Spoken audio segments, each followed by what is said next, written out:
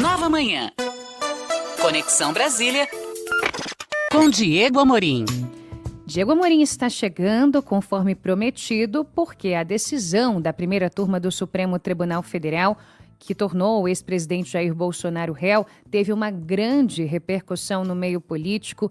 Tem gente do lado de Jair Bolsonaro, tem gente contrária ao ex-presidente, mas quase todos querendo um espacinho aí para que possam se manifestar diante desse julgamento e decisão de ontem, Diego. É isso aí, Ariane Bittencourt. Vamos trazer aqui os principais destaques dessas repercussões. A gente está falando de um fato inédito, não importa o seu lado político, ideológico aí, ouvinte espalhado da Nova Brasil no país inteiro, nós estamos diante de um fato que é o seguinte: um ex-presidente da República réu por uma tentativa de golpe. Para a gente conversar inicialmente sobre esse assunto, a gente está ao vivo por telefone com o senador Márcio Bittar, do União Brasil do Acre, que gentilmente atendeu o nosso convite. Senador, bom dia, bem-vindo ao jornalismo aqui da Nova Brasil. É um prazer falar com você novamente. Estou à sua disposição para conversar um pouco sobre esse assunto que já tomou conta, né, do país inteiro. Para vocês terem uma ideia, há um mês atrás, mais ou menos, eu estive no interior do município de Feijó. Prefeito Railson foi fazer um atendimento médico. Horas de viagem por rios da Amazônia. E lá onde nós estávamos, pessoas que saem de dentro da floresta para ir receber um atendimento médico, inclusive uma realidade que a maior parte do Brasil desconhece, e lá, no atendimento, as pessoas falando e comentando a respeito deste assunto. O Supremo Tribunal Federal, falando no nome de Alexandre de Moraes, presidente Barroso. Então, de fato, é um assunto que o Brasil inteiro fala como nunca. Então, estou à sua disposição. É isso. Ontem eu estava também em São Paulo, peguei um táxi para o aeroporto, senador, e eu fui no trajeto todo ouvindo o taxista também fazendo seus comentários sobre essa situação toda. Senador Márcio Bittar, vamos lá. A ministra Simone Tebet disse que o Bolsonaro é página virada. O noticiário internacional, ao repercutir esse julgamento de ontem, falou em mito enfraquecido, se referindo ao Jair Bolsonaro. O noticiário aqui do Brasil também faz uma avaliação de que o ex-presidente está acuado e até mesmo isolado politicamente. E eu, Diego Amorim, faço o seguinte comentário ao senhor, senador. A gente viu ao longo dessa semana, marcada pelo julgamento do ex-presidente na primeira turma do STF, a movimentação de outros nomes da chamada centro-direita, direita.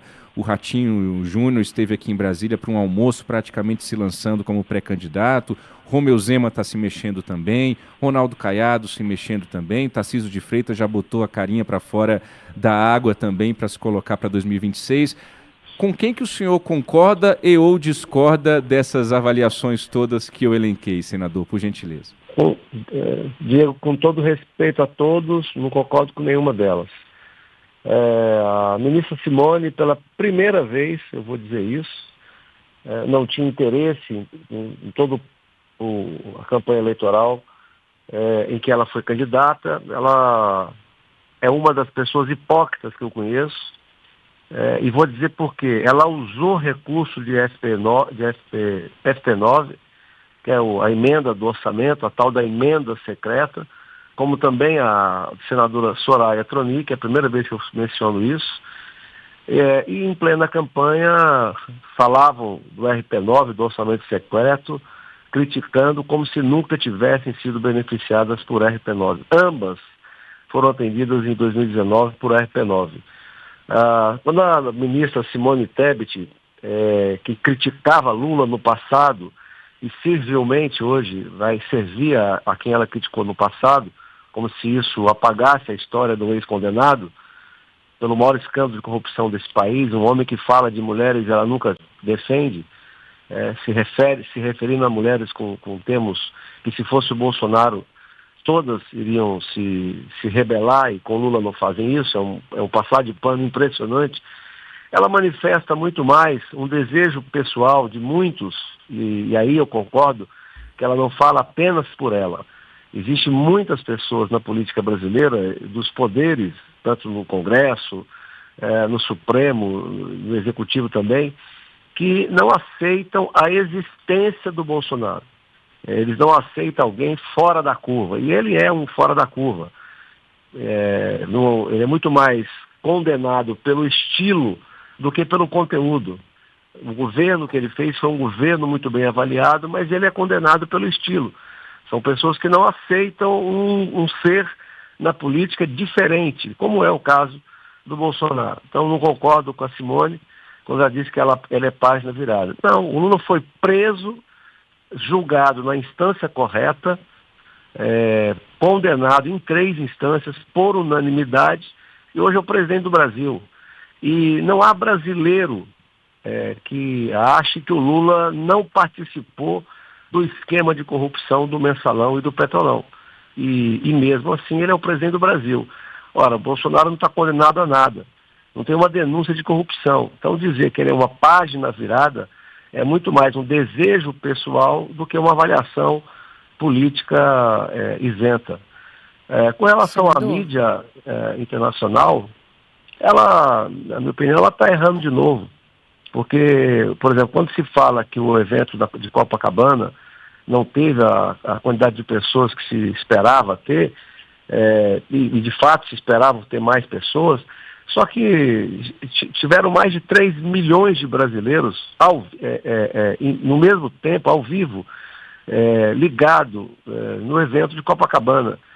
E o evento do dia 6, se o Supremo não fizer medida cautelar contra o presidente Bolsonaro, o Brasil vai ter oportunidade, e o mundo também, de ver que ele continua forte como nunca. Então não concordo com a opinião de parte da imprensa internacional.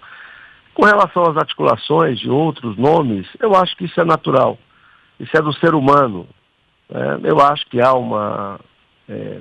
de certa maneira, poderia-se desejar que houvesse um pouco mais de respeito com essa figura, porque se hoje o Brasil comenta política, fala de política como nunca fez, se hoje você tem uma direita no Brasil que não tem vergonha de se assumir direita, se você tem hoje uma direita se assumindo liberal na economia, conservadora nos costumes e tal, nós devemos muito isso a ele.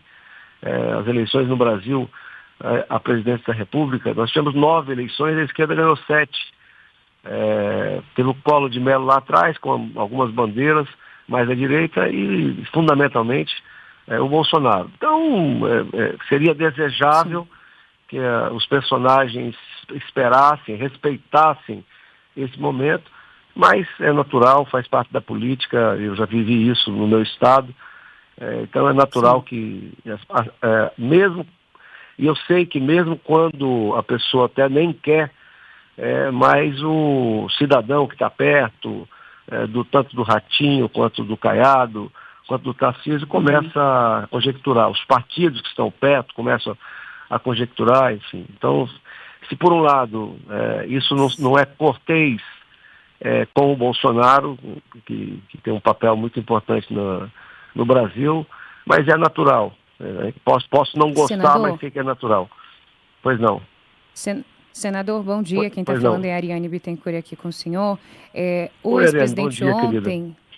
Bom dia, é um prazer falar contigo. O ex-presidente disse ontem que essa denúncia, as acusações contra ele são graves e infundadas. E quando questionado a respeito aí de seu futuro político, das eleições do ano que vem, ele disse que ele seria o candidato A, B e C. A gente sabe que o ex-presidente hoje está inelegível, agora se torna réu diante dessa decisão da primeira turma. Na avaliação do senhor, de fato, a gente está falando aqui de uma acusação que é infundada e emendo essa pergunta com mais uma. O cenário político de 2026 ainda está em aberto, ainda há possibilidades viáveis na sua avaliação para o ex-presidente quando a gente pensa nas eleições do ano que vem? Bom, eu concordo com ele. As acusações são gravíssimas e aí é que fica, de certa forma, o paradoxo, porque ela é gravíssima e é infundada. Porque se você acusar um ex-presidente do Brasil com vários outros personagens que ocuparam cargos importantes no governo do presidente Bolsonaro, de uma tentativa violenta de abolição do Estado de Direito Democrático, de um golpe de Estado. Claro que é uma acusação gravíssima, não tem nenhum atentado pior do que esse no sistema democrático. E por outro lado, infundada. Eu não vou entrar, vamos dizer, na argumentação jurídica, podemos até comentar sobre isso. Mas vamos aqui no que eu considero que é o senso comum. Veja, você perde uma eleição, 2 dias depois você reconhece, fala à nação brasileira, diz que nós não podemos usar os mesmos métodos que os nossos adversários usaram, menciona nominalmente, fala sobre isso, que não é para invadir prédio, que nós não devemos depredar patrimônio público. 2 dias antes de fazer a viagem do Brasil para os Estados Unidos, ele repete esse mesmo apelo, essa mesma fala, dizendo que trabalhou o tempo inteiro dentro das 4 linhas. No mês de dezembro, ele entrega o comando das Forças Armadas, a pedido do hoje ministro Múcio, a indicação do presidente eleito. Então, ao terminar o mandato, os chefes das Forças Armadas não eram mais aqueles que ele quis, que ele escolheu, e sim aqueles que o Lula tinha escolhido e que ele nomeou. E aí você sai do Brasil para, depois que sai do poder, no dia 8 de janeiro, estando nos Estados Unidos, você patrocina um golpe no Brasil, sem Forças Armadas, sem tanque na rua. Olha, com todo respeito, eu acredito que tem pessoas bem intencionadas que acreditam nessa narrativa, mas com todo respeito, essa é a maior fake news do Brasil de todos os tempos. Se fala tanto em fake news, e eu vou repetir, eu já falei isso muitas vezes no meu estado, essa é a maior fake news de todas. Como é que você dá um golpe de Estado desarticulado, desarmado, sem financiamento, sem nada? As pessoas que estavam lá, cometeram exageros, ok, mas golpe de Estado, pelo amor de Deus. E há possibilidade do presidente Bolsonaro ainda disputar a eleição? Claro que sim. Por exemplo, eu confesso a vocês, sem vergonha nenhuma, eu que fui comunista, morei na União Soviética em 84, e aí eu cresci, como disse o Paulo Francis, o que aconteceu contigo? Eu saí de criança a adulto. Mas eu participei no finalzinho do movimento pela anistia. E eu não consigo mais escutar Caetano Veloso, porque eu não sei de onde eles arrumaram tanta crueldade. Veja, você faz... A esquerda e os seus aliados fazem parte de um grupo onde ex-sequestradores, pessoas que jogaram bomba, que assaltaram banco, que mataram inocentes, que fizeram justiciamentos, foram todos perdoados, foram todos anistiados, pessoas que pegaram arma. Senador. E não queriam, e não lutavam por democracia. Nós sabemos que lutavam pela ditadura do proletariado. E aí, pessoas como a Débora não podem ser anistiadas, o Bolsonaro não pode ser anistiado. Então, o Congresso tem poder para fazer anistia, e eu tenho 2 projetos, uma PEC e um projeto de lei, mas, claro, vou abraçar aquele que tiver sendo votado na Câmara, e eu acredito que o Congresso pode cumprir com o seu papel. Maravilha. Senador Márcio Bittar, do União Brasil do Acre, as suas opiniões sobre esse julgamento de ontem que tornou Bolsonaro réu e também comentando aqui sobre anistia e outros assuntos correlatos. Senador, obrigado pela participação do senhor. A gente precisa encerrar. Até uma próxima oportunidade. Diego, eu que te agradeço. Ariane, eu te agradeço também. Bom dia a vocês. Fiquem com Deus. Muito obrigado pela oportunidade.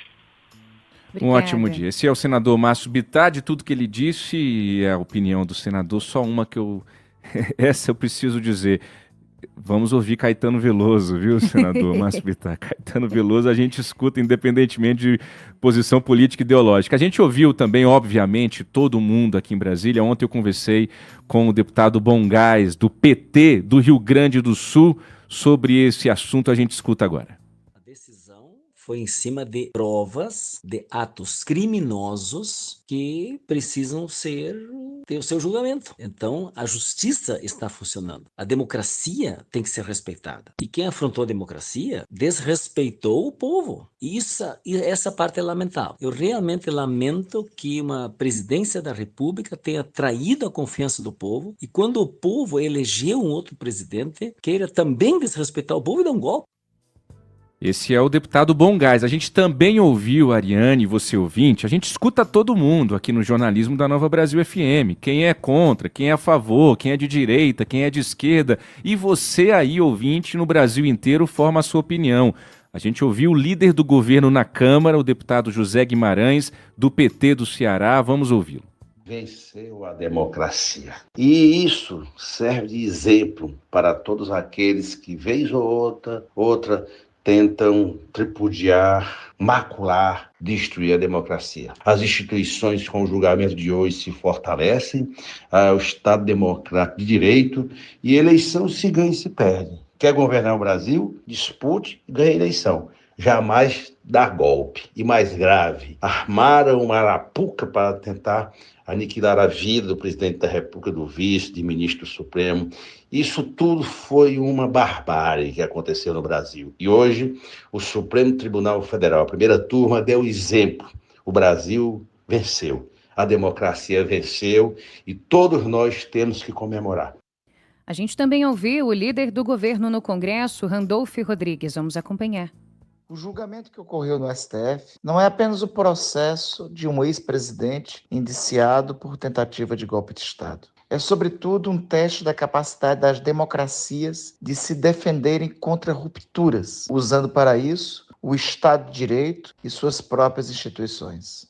O processo ocorre num momento singular do mundo, com a ascensão de um movimento neofascista avançando no desmonte de valores democráticos constituídos ao longo dos últimos 200 anos no mundo ocidental. No atual momento grave e crítico para a história política global, o Brasil passa a ser um dos focos de atenção, desta vez não mais como um elemento de estabilidade, mas como um potencial exemplo sobre de qual maneira uma sociedade pode dar respostas ao autoritarismo e às ameaças à democracia.